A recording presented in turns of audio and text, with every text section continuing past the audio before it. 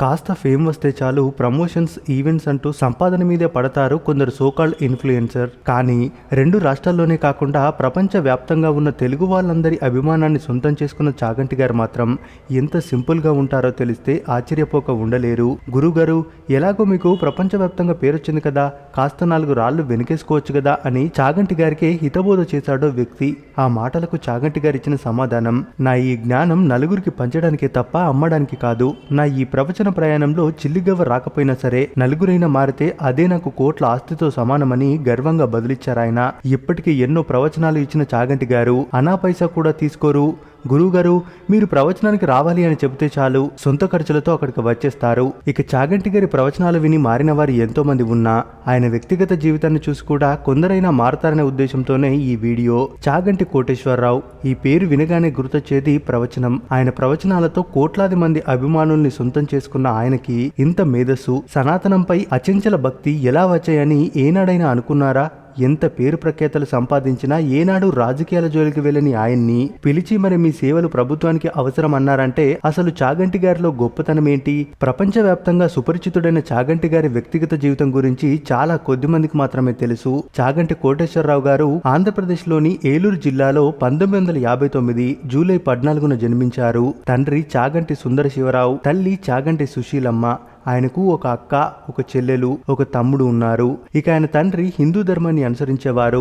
దాంతో చిన్నప్పటి నుండి చాగంటి గారికి ఆధ్యాత్మిక పరమైన అంశాలపై ఆసక్తి పెరిగింది. తన విద్యార్థి దశ నుండే ప్రాచీన భారతీయ జ్ఞానంపై వ్యాసరచన పోటీలలో పాల్గొనేవారు చాగంటి గారు. ఓ పక్క దైవ చింతనలో గడుపుతూనే మరో పక్క చదువుని కొనసాగించారు. యూనివర్సిటీ స్థాయిలో ఆయనకు గోల్డ్ మెడల్ వచ్చింది కూడా. మొదటి నుండి చదువులో చురుగ్గా ఉన్న ఆయన కాకినాడలోని ఫుడ్ కార్పొరేషన్ ఆఫ్ ఇండియాలో పనిచేశారు. ఇక చాగంటి గారికి సరిపాటైన సుబ్రహ్మణ్యేశ్వరి గారితో వివాహం జరిగింది. ఆమె వ్యవసాయ శాఖలో ఉద్యోగం చేస్తున్నారు. ఆయన ఉద్యోగంలో చేరాక తోబుట్టులో బాధ్యతను స్వీకరించారు. అక్క, చెల్లెలు, తమ్ముడికి తన సొంత సంపాదనతో పెళ్లిళ్లు చేశారు. ఇక చాగంటి దంపతులకు 2 పిల్లలు, షణ్ముగ చరణ్, నాగవల్లి. చాగంటి గారు ఉద్యోగం చేస్తూనే ప్రవచనాలు చెప్పేవారు. ఆధ్యాత్మికతను నేటి సమాజానికి ఉపయోగపడేలా, సన్మార్గంలో నడిచేలా తన ప్రవచనాలతో సమాజ మార్పు కోసం పాటుపడ్డారాయన. ఎవరిని నొప్పించకుండా, చిన్న పెద్ద అనే తేడా లేకుండా అందరికీ అర్థమయ్యే విధంగా గొప్ప గొప్ప సందేశాలనిస్తారు. స్వార్థంతో నిండిపోయిన ఈ రోజుల్లో ఓ మనిషిగా మనం ఎలా బ్రతకాలో ఆయన చెప్పే ప్రవచనాలు వింటే ఇట్టే అర్థమైపోతుంది. ఇక చాలా ఛానళ్లలో చాగంటి గారి ప్రవచనాలు వినిపిస్తాయి. అవి చూస్తే చాగంటి గారు ఏనాడైనా ఆఫీస్కి వెళ్తారా అనే సందేహం వస్తుంది. కానీ ఆయన ఆఫీస్కు ఒక్కరోజు కూడా సెలవు పెట్టరు. లేట్ పర్మిషన్ కూడా తీసుకోరని ఆయన సహోద్యోగులు చెబుతుంటారు. కేవలం శని, ఆదివారాల్లోనే ప్రవచనాలు చెబుతారాయన. ఇవి కూడా కాకినాడలోని ఓ దేవాలయంలోనే. కావలసిన ఛానల్స్ వారు అక్కడికి వెళ్లి రికార్డ్ చేసుకుని ప్రసారం చేస్తుంటారు. ఇలా నిత్యం సమయం దొరికినప్పుడల్లా తన ప్రవచనాలతో తన వంతు సమాజ మార్పుకి కంకణం కట్టుకున్నారాయన. ఇక చాగంటి గారికి ఉన్న ప్రజాభిమానం, ఆయన ప్రవచనాలను వినడానికి వచ్చే లక్షల మందిని చూసినప్పుడు ఆయన లక్షల్లో సంపాదించారేమో అనుకుంటారు. తనకున్న ప్రతిభ, సంపత్తితో సొమ్ము చేసుకోవాలనుకుంటే ఈ పాటికే 100 ఎకరాల భూములు సంపాదించేవారని ఆయన సన్నిహితులు చెబుతుంటారు.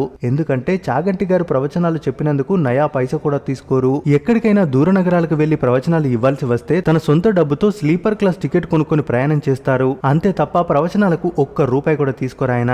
అంతేకాదు, చాగంటి గారికి ఉన్నది కేవలం 2 పడక గదుల ఇల్లు. ఇప్పటి వరకు ఆయనకు కారు లేదు.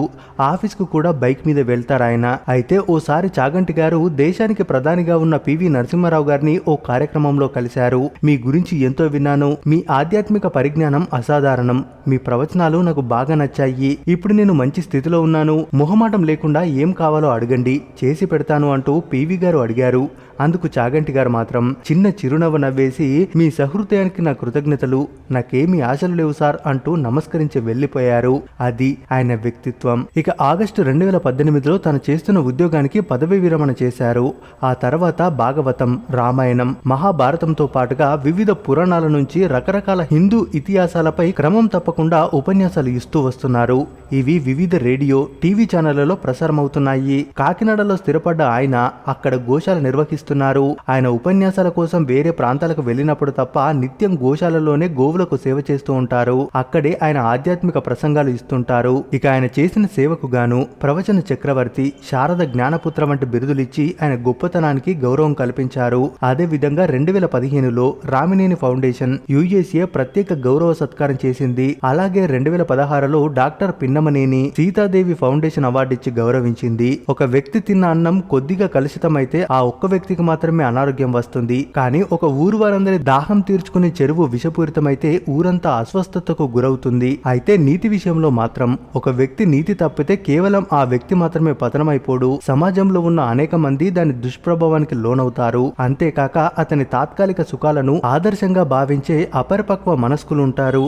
అలా కాకుండా ఉండాలంటే చిన్నతనంలోనే నీతి శాస్త్రాలను బాగా చదువుకోవాలి అంటూ తెలుగు భాష గొప్పతనాన్ని నేటి యువతరానికి తెలియజెప్పారు చాగంటి గారు. మా తరానికి ఈ తరానికి చాలా తేడా ఉంది. నా చిన్నతనంలో టెలిఫోన్ ఉంటే గొప్ప, ఇప్పుడు సెల్ ఫోన్లు, వీడియో కాల్స్ అందుబాటులోకి వచ్చాయి. సాంకేతికతను సద్వినియోగం చేసుకోవాలి. పిల్లలకు ఏది మంచో ఏది చెడో మనమే చెప్పాలి. మొబైల్ ఫోన్ అనే కాదు, ఏ వస్తువునైనా ఎంతవరకు ప్రయోజనకరమో అంతవరకే ఆరోగ్యకరంగా ఉపయోగించగలిగితే మేలు.